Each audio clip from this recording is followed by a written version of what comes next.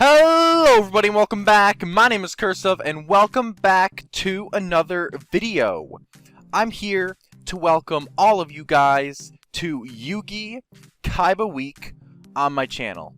I got some really cool stuff lined up for you guys, obviously going over the Yugi-Kaiba format here.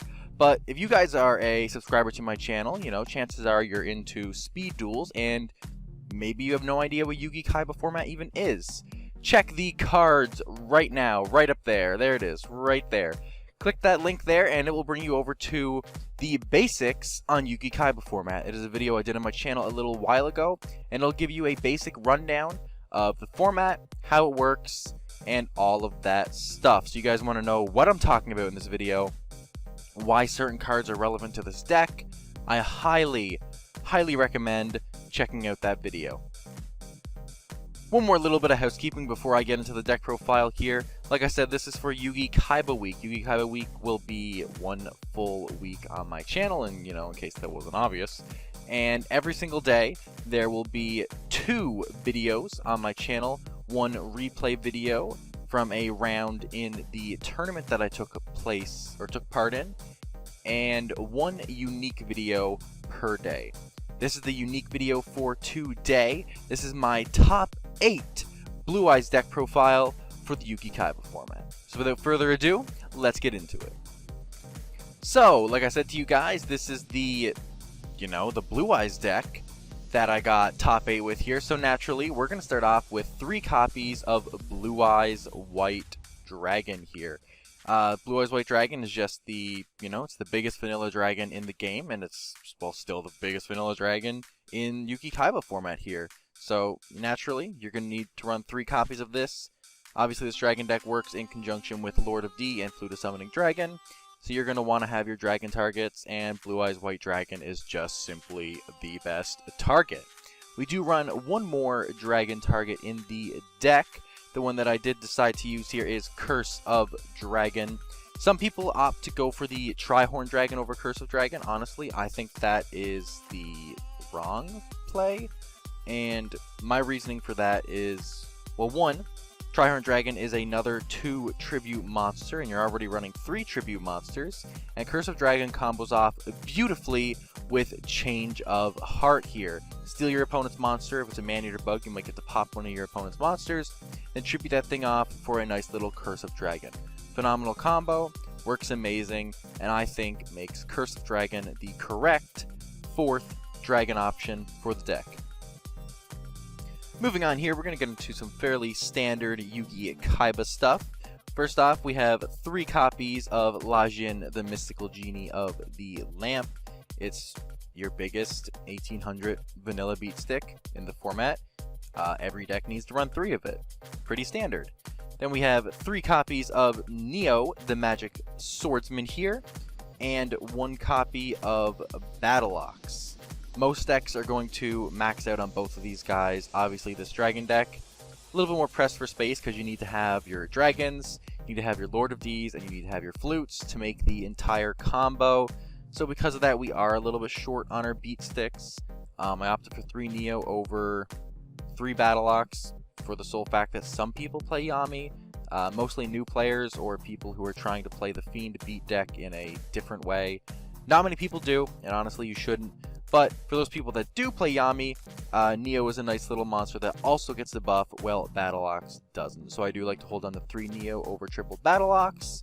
But yeah, these are just your beat sticks of the format. Just normal summon them. Maybe you don't get trap hold, maybe you do. And if you don't, go in, swing over a monster, get in some damage. Fantastic cards, and yeah, you definitely need them. Moving off into another format staple and going into the effect monsters here now, we have 3 copies of Man-Eater Bug. By the way, do you like that every single Man-Eater Bug here is like a different color? It's like a different region print. I think that's kind of cute. They're all LOB. They're all LOB super rare. They're all just different colors. I think it's super cute. But anyway, Man-Eater Bug, absolutely fantastic. Just easy removal for any monster. This format's super big on 1-for-1, so having your opponent run over your monster and turning that loss of a monster into a 1-for-1, absolutely phenomenal. Great card, and definitely a 3 of in every deck in my opinion. Next off, we have 2 copies of Trap Master as another, flip effect here. And definitely the next best flip effect in the format. Taking care of trap cards your opponent has, especially trap holes, is so amazing. You want to get rid of those trap holes so you can have safe Lord of D summons or safe Lajin summons, stuff like that. So Trap Master, absolutely essential, but a terrible first turn play, so we do only run 2. This is the Dragon deck, so we do need the Dragon combo on the go, so naturally this card was going to show up eventually. Here he is. We have 2 copies of Lord of D. I will mention some I guess tournament organizers or even just like communities for the 2002 format play Lord of D as no targeting, while some play it as the original card text, the pre-errata, being all dragon monsters are unaffected by card effects. Honestly, we're not really sure if Lord of D was errata before the ban list, or if it wasn't, or basically before MRD, or if it wasn't. We have no way to prove it as of yet. If any of you know, that'd be phenomenal. Tell us. But right now, the format or the tournament that I did play in did rule it as your monsters or dragons are completely unaffected, which made this card way better than it normally is, but didn't change how often the deck bricks. So there's that. Going on to the next card here, we have 2 copies of Wall of Illusion. This is our, well, it's our wall. It's our wall in the deck. Fantastic card, but definitely something you have to be weary of how you play. You cannot just set Wall of Illusion and feel like everything is okay. If a first turn play, Wall of Illusion is amazing. Or if your opponent doesn't have a monster, setting Wall of Illusion, absolutely amazing. But if your opponent has flip effect monsters face up on the field, you're feeling like that might be a flip effect set right there. You normally don't want to set Wall of Illusion or have it face up or anything. If your opponent sees it's a Wall of Illusion, a lot of times you want to switch it to attack, go a bit more aggro with it.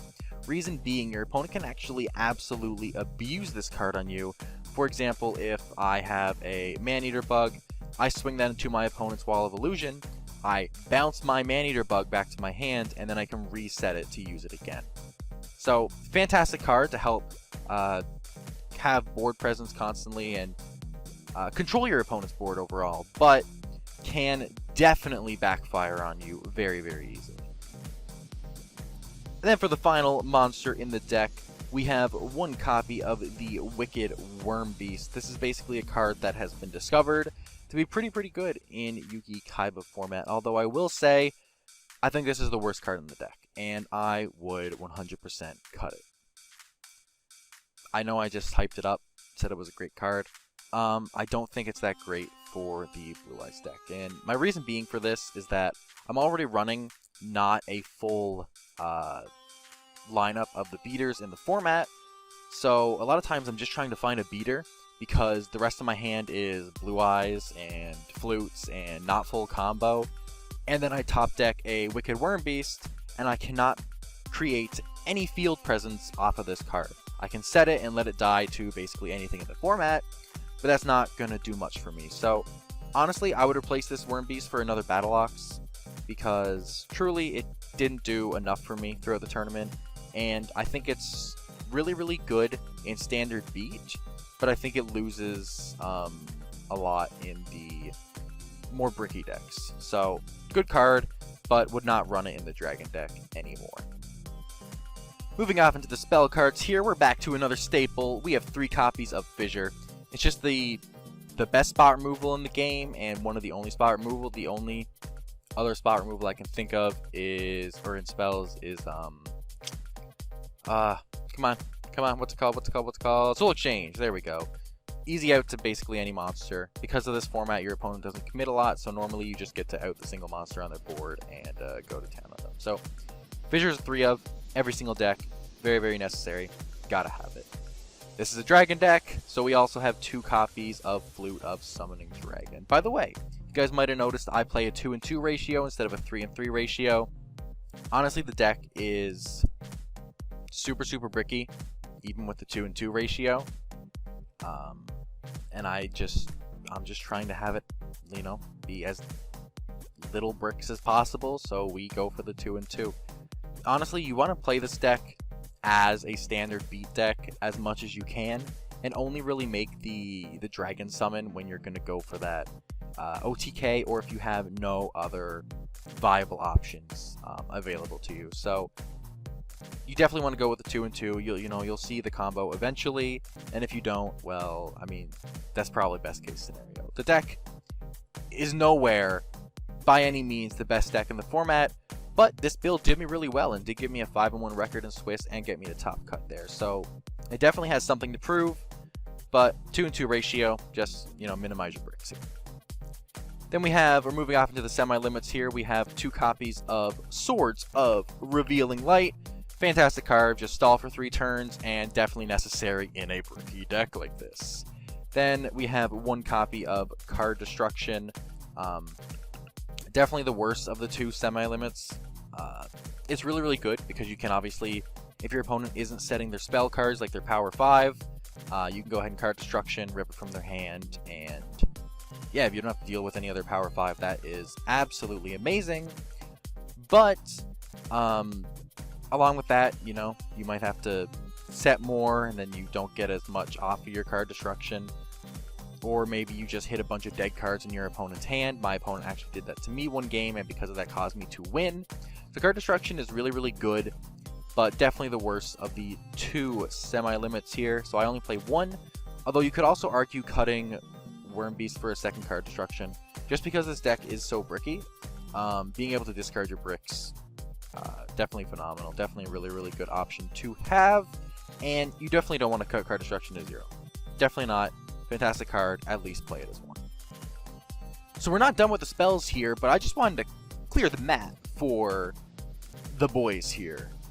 We got Monster Reborn, Change of Heart, Pot of Greed, Dark Hole, and Raigeki. This is what is known as, in the format, the Power 5. The 5 limited cards in the format, and you need to run 1 of each of them. All these cards are absolutely phenomenal. I mean, Dark Hole and Raigeki, they're just board wipes. These are your ways to plus in the format. Pot of Greed is still banned for a reason. Just a free draw 2, an easy +1. Absolutely amazing. Monster Reborn here. Revive back a Blue Eyes White Dragon of your own, or maybe your opponent's Summon Skull, and the monster summoned off of Monster Reborn is not susceptible to Trap Hole because it's a special summon. Phenomenal. Amazing. Definitely need it. And then we have the worst of the Power 5, that being Change of Heart, but definitely not worth cutting. Taking your opponent's monster can be amazing. Potentially go for game if you have that option available to you. Or take it, tribute it off for Curse of Dragon, even tribute it off for Blue Eyes, potentially. But more than anything, using Change of Heart and taking your opponent's set monsters and then flipping it up on them, whoo, that feels really, really good. That feels amazing. There is truly no better feeling than Change of Heart. Let me snag up your Man-Eater Bug, flip it, and maybe I'll pop one of your own monsters, or I'll just pop the Man-Eater Bug itself. Or even stealing a Trap Master, popping a trap, and then tributing off that Trap Master. You can go very, very plus off of this Change of Heart. Doesn't happen all the time, or even very often, but necessary card, phenomenal card. It's one of the Power 5 for a reason. You gotta run it. That's going to conclude our spell cards. Moving on to the trap lineup here. Not a very big trap lineup. We have 3 copies of Waboku. Obviously saves you from dying. And, well, it can be a 1-for-1 if you swing your Lajin into your opponent. Say, for example, you flip up Waboku. Your Lajin survives. You kill theirs. And, you trade a Waboku for Lajin. That's a really, really good interaction. Makes the card definitely worth it in the format. And then we have the best trap in the format here. Easily Trap Hole. Amazing. Trap Hole your opponent's Lord of D. Trap Hole your opponent's Lajin all day, every day. This is your primary Trap Hole target. If your opponent drops a Lajin and you have a Trap Hole set, flip it. Flip it right away. That's what you want to hit. You want to hit the Lajins as often as possible. If you can remove their Lajin, you're removing their 1800 beat sticks, we love to see it. We love to see it. Definitely definitely a worthwhile use to be trap holes. But that's going to go ahead and take care of the main deck here. Moving on into the side deck, we have 2 copies of Armed Ninja. Can be useful to switch up with Trap Master, potentially throw up your opponent, especially if they're setting a lot of spell cards. Side an Armed Ninja, pop a lot of spell cards, you know? He's literally just the counterpart to Trap Master. Not as good, but people do set spells very, very often in this format because of card destruction and even to play around Trap Master. So Armed Ninja is a very good card, and yeah, nice to see him. Solid card. Can't complain. So that's actually the only monster in the side deck here. Moving on to the spells, we run 3 copies of Remove Trap. You run into some people playing Ultimate Offerings. Not many people play it, but some do, and that's a nice Remove Trap target. And we are playing the Dragon deck here, so we do need to have the ability to remove Dragon Capture Jar if we see it, and, well, Remove Trap. Obviously, the best way to do that, just 1-for-1 trade and free up your Dragon monsters. So, fantastic card. It's the, is this the LOB one? No, this is Starter Deck Pegasus, but still says Magic card on it, so it's cute. Then we have the Starter Deck Yugi.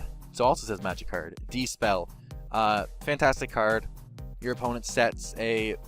This card is basically meant to be comboed off with your Trap Master here. Also, you side in if your opponent plays a lot of spells. But if you have a Trap Master set, say your opponent swings into it, and you go ahead, you flip up your Trap Master, you target down a card, and it flips up and it's a Raigeki. And you have a D-Spell in your hand. Well, this hits Graveyard. Now you're going to take this D-Spell, bam, snipe with that. You know it's a Raigeki. You know you got a valid target, and you're in a fantastic position. So D-Spell works very, very well in conjunction with Trap Master, and fantastic against people who set spells. Oh my god, amazing. Then we have 2 copies of Block Attack. It's the Flip Effect Killer. Activate this, force them to flip up their own monster, and force them to target their own cards. Phenomenal, especially against decks that play lots of flip effects. I think there's even a back row control deck in the format that plays like 3 of every flip effect in the format. Definitely need it for that matchup right there. And then the second copy of Card Destruction is hanging out in the side deck. I mean, if you ever run into an Exodia player, you side it in. And yeah, if your opponent doesn't set a lot of spells, you side it in.